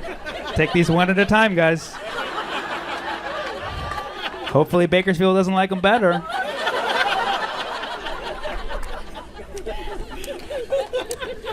We need something to blame. And so naturally, a lot of people blame the climate. People are like, it's the climate. Like, well, you're just going to go to war against the climate? You know what I mean? Like, I'm going to fight a volcano today. I'm just going to fight the element of fire, you know? People are like, no, it's climate change. Like, okay, I do believe in climate change. I think climate change is more complex than we even know. I think part of it is cyclical and a lot of it is man-made, human-made. They made. It is gender-neutrally made. Climate change. Okay? So I do believe that climate change exists, but it's like that doesn't mean that we can't just do nothing about what happens because of it. You know what I mean? Like, we gotta do something while these disasters are happening. You know what I'm saying? And so these mother, you know what I'm saying? These people get upset if you start to blame the government. Like, it's not the government. Nobody would have expected there'd be this much wind. In January? Bro, I've lived in California my whole life. January is the windiest month. Like, hands down, there is wind in January. I lived in LA for 15 years. There's a lot of wind in January. Dude, the wind was not out of the blue, okay? Wind comes every winter. That's why it's called winter, okay?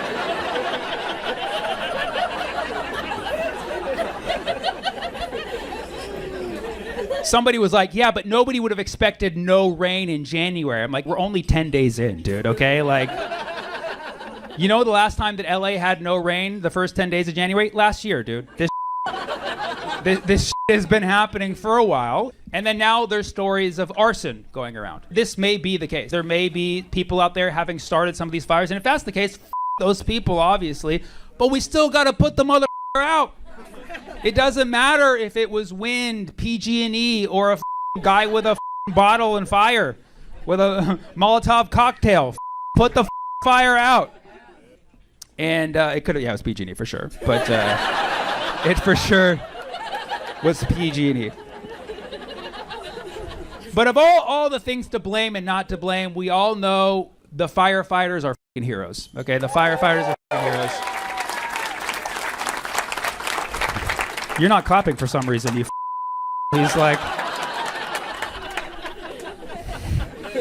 He's like, I lost my spouse to a firefighter. You gotta admit, firefighters are hot. You know what I mean? They're both literally and figuratively. They're very hot.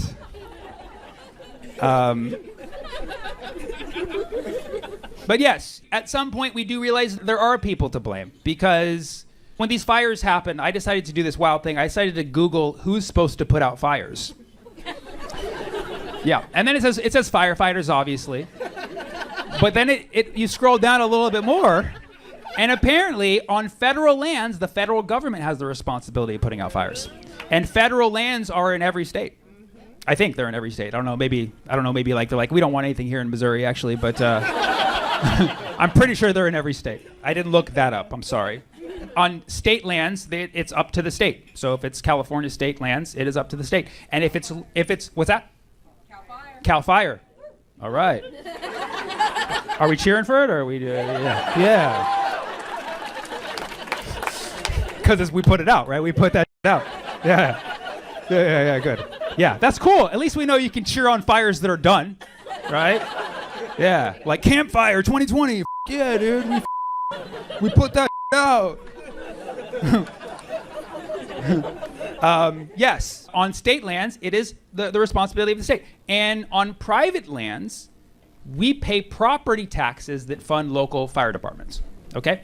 That's why it is a local responsibility to put out fires on private property. Now, obviously, firefighters do their best with what they have. Okay? But sometimes there are limitations. The first thing I would do in looking at who's responsible, I would look at the local government, okay? And so in Los Angeles specifically, you have Zionists, a lot of Zionists.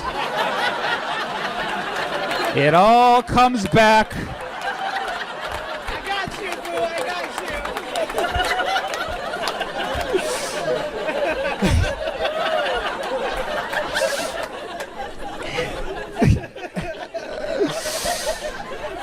And I'm hoping this piece draws in a general audience. So for those of you general audiences, look up Zionist and enjoy that rabbit hole.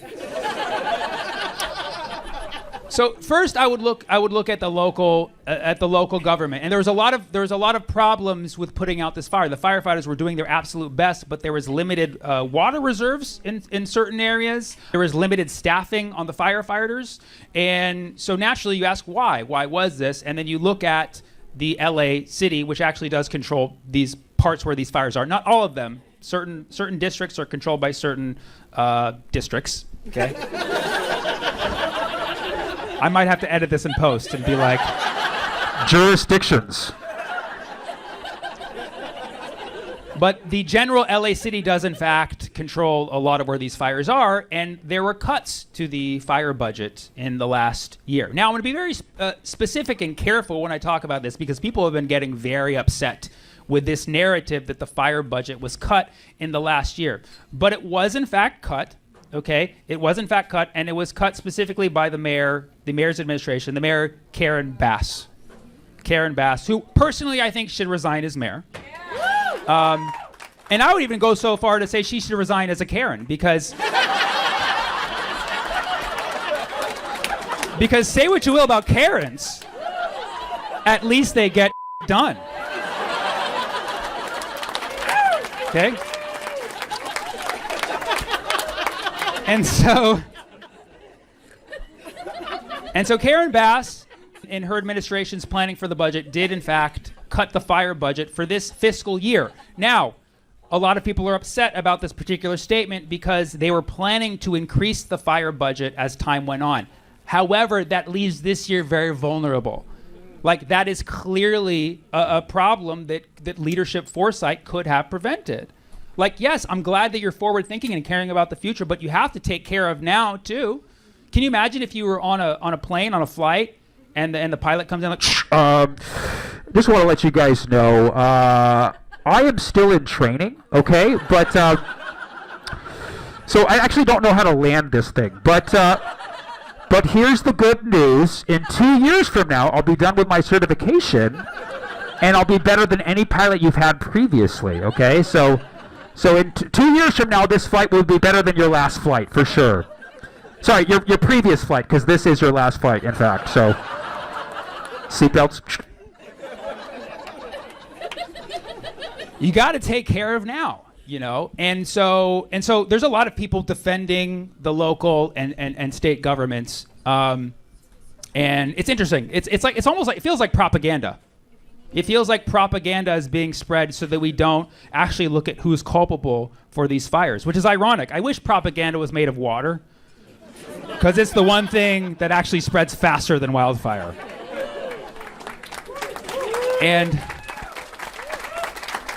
And so the local administration, they did what you would expect from any government. They blamed federal and state.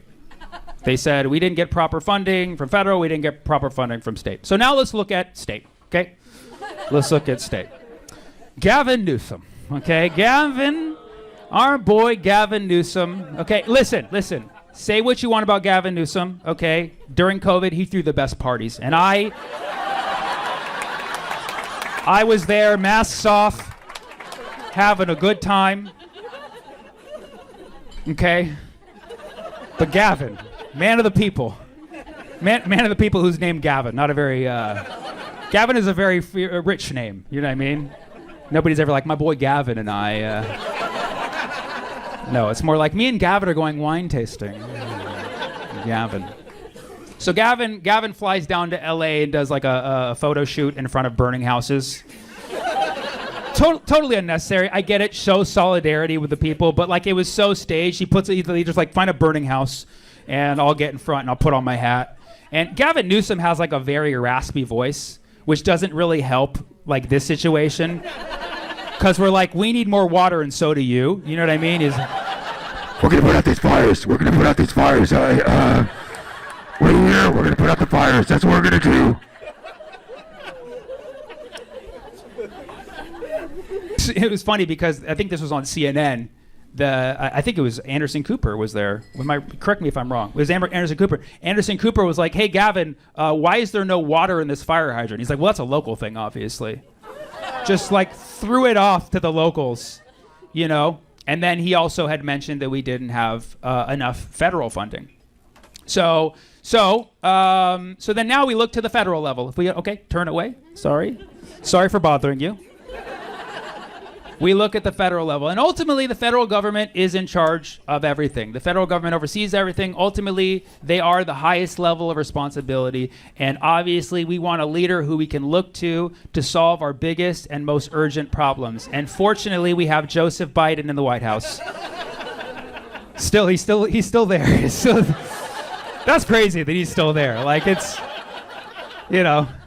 say what you will about Genocide Joe, but he's still alive.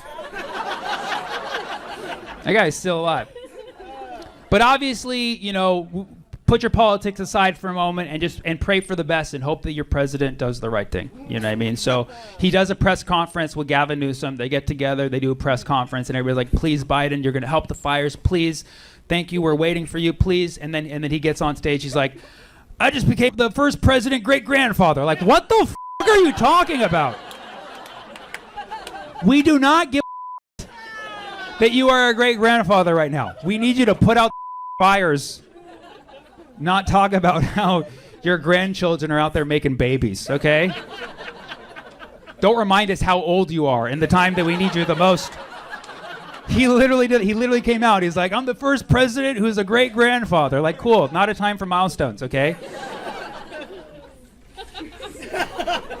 Fortunately, Biden came through with $8 billion to fight the fires in California. But I'm sorry, that was actually for Israel to fight hospitals. Actually, it was, basically, Biden, I do believe, has released some federal funds to the cause, which is good. But he also made some jabs at state and local, saying that, hey, it's not entirely on us. And then obviously Trump, the incoming president, was like, it's all Gavin Newsom. So it's like, okay, cool. Federal blames state and local. State blames federal and local. Local blames federal and state. So basically, it's all y'all mother fault. You know what I mean? It's all y'all mother fault. It's clearly you're just playing a finger pointing. Oh no, it was me. Like, it's all y'all mother fault. Okay. Now, of course, people want to hold the people of LA responsible too. Listen, I get it. Yes, if you live in a fire-prone area, you probably want to do your best to prevent your specific house from getting caught on fire. But ultimately, Google whose responsibility it is to prevent and manage forest fires. It is the government, dude. It is the government. And you probably think back to Smokey the Bear, right? Growing up, Smokey the Bear was an icon, and he got on screen every time. He looked straight kids in the eye, and he was like, only you can prevent forest fires. And it's like, me? Me? I'm the chosen one? I'm the chosen one to prevent forest fires. I'm 4 years old.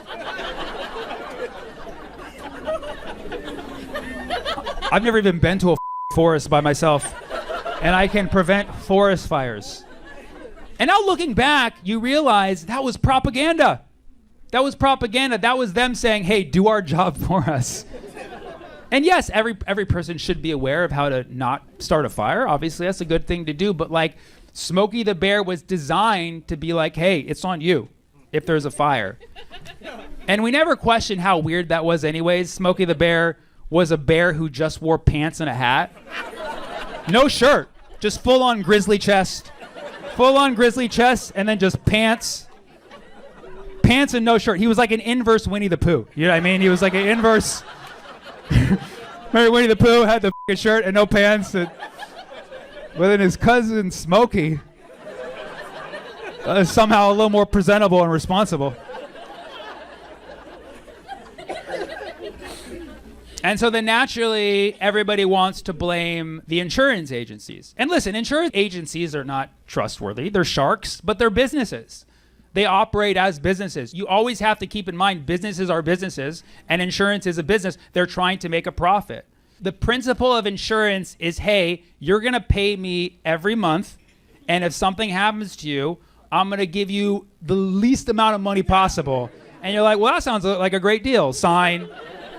It's really on us for trusting insurance agencies, but I get it. You got to have insurance nowadays. But recently, a bunch of insurance agencies pulled out fire insurance for these LA properties. But like, they were just making a business decision that made sense for them. It would have been insane for them to say. But like, a lot of them pulled out. Like a good neighbor, State Farm is gone. You know what I mean? Like. But I'll tell you what, fire insurance CEOs, they're scared of shit right now. They're like looking around. They're like extra security. Like, is that guy a Mario? No Marios, no Luigis. The bottom line is, as people watching this happen to others, you gotta have empathy, man. Losing your home sucks, dude. Losing your home sucks. Whether you're in Palisades or Palestine, losing your home sucks. I feel so sorry for the people in LA right now, you know? It's like, y'all are Palestinians now. You know what I mean? Like, losing a home is a shared struggle. I have a adopted little brother in Gaza, and he messaged me because he knows that I'm back and forth between LA, and he's like, I'm worried about you. Is everything okay? And I'm like, I'm fine, but I have friends who all lost their homes. He's like, I feel very bad for them. I share their pain with them. This is a guy who lost his home 12 times in the last year. And so if you've been through it, you get it. You got to have empathy for people. Now, obviously, occasionally there's a person who something bad happens to them and you're like, yeah, like yes, it's a human thing. It's a human thing. And yes, with like big Hollywood people, there might be someone you don't like. Specifically, there was an incident, big Hollywood guy, James Woods, James Woods, you guys are fans? James Woods, well, let's be honest, Woods, kind of a flammable name already, you know what I mean? Like, it's already in dangerous territories, you know what I mean? His house burned down. Listen, humanity, you got to remember that sucks, okay? Somebody loses their house. You do look back at some of his tweets, and he said some of the worst about Gaza. He said, bomb them all. No mercy, bomb them all. And people argued with him. He'd call them, you, Hamas supporter. Go harder. He said, no surrender. Israel will keep going. But it's like, you got to have sympathy for that guy too. You know what I mean? Like, yes, he lost his home, and like part of me wants to just like whisper in his ear, like, now you probably want a ceasefire. Like, you know, like, yes.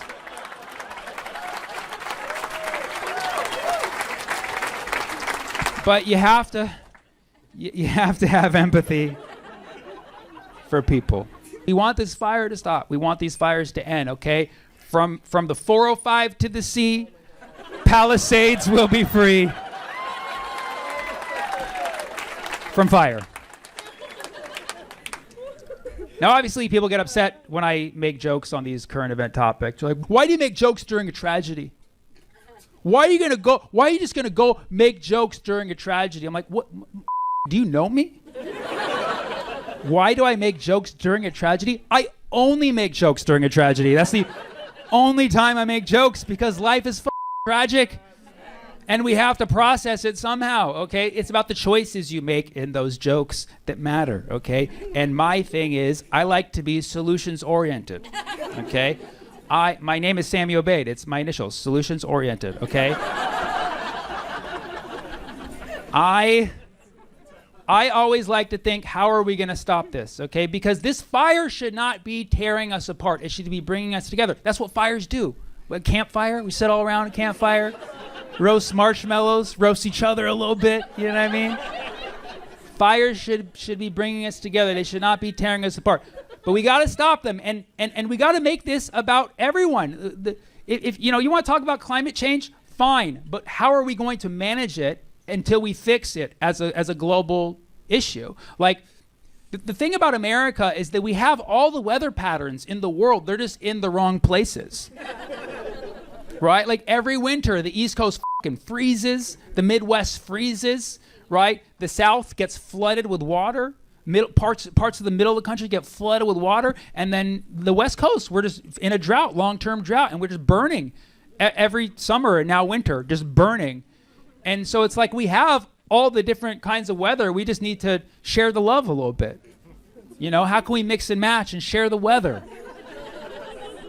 So I thought about it because on the West Coast, we have a lot of sunshine. That's why we have a drought. So we should cover the West Coast in solar panels. Just as many places as we can. The places we don't care about, obviously, Bakersfield, Fresno. Cover them in solar panels. If I was in Bakersfield, I would have said Sacramento. I'm just kidding. I would have said Lodi. But cover the Central Valley in solar panels. Like Nevada should just be one big solar panel, all right? And that's so much heat energy that we can gather up and conduct through a rod. It'll go across the United States to the East Coast and Midwest to warm them up during the winter. It'll be called the Great American Hot Rod. People are going to vote for this, dude. People are going to vote for this. Because people always blame us for like, oh, California's taking all of our resources. Like, no, we're giving back. We're giving you the sunshine and the warmth every winter through the Great American Hot Rod, baby. Right? And that will warm places up. And the whole West Coast will participate in this, you know, Nevada, Utah, Idaho. Anybody who got sun, you're going to conduct through the rod. And it'll go to the West Coast, and it'll go to the East Coast and the Midwest, and it will melt their snow. It'll melt their snow in the winter, and that's going to be a lot of excess water, plus the flooding in the South, right? We collect all of that excess water through a massive drainage system, okay? Funnel it into a duct, an aqueduct, run it back across the country to the West Coast to feed our crops. And yeah, so we're gonna build a duct. Mexico's gonna pay for it. We're gonna build a duct. And it's gonna be, now here's, because some people are not gonna be on board with this, right? But here's how we win people over. We're going to build it along the southern border so it doubles as a border and an aqueduct. So we're not building a wall because that's, you know, that's too divisive. You know what I mean? But we build an aqueduct, right? And it's a challenge. Like, because if you really want to get in this country, you got to swim across an aqueduct. But if you can swim across an aqueduct, you deserve to be in this country, dude. That's, yeah, those aren't illegal immigrants. Those are our Olympic gold medal swimmers. Swimming across an aqueduct, okay? And people have already given me shit for this theory. They're like, Sammy, how do you even think water is going to flow? How do you even know water is going to flow from east to west? Because I did the math. I actually looked at the altitude of Houston is about 10 meters above sea level. The altitude of San Diego is about 0 meters. So we got 10 meters of vertical to work with.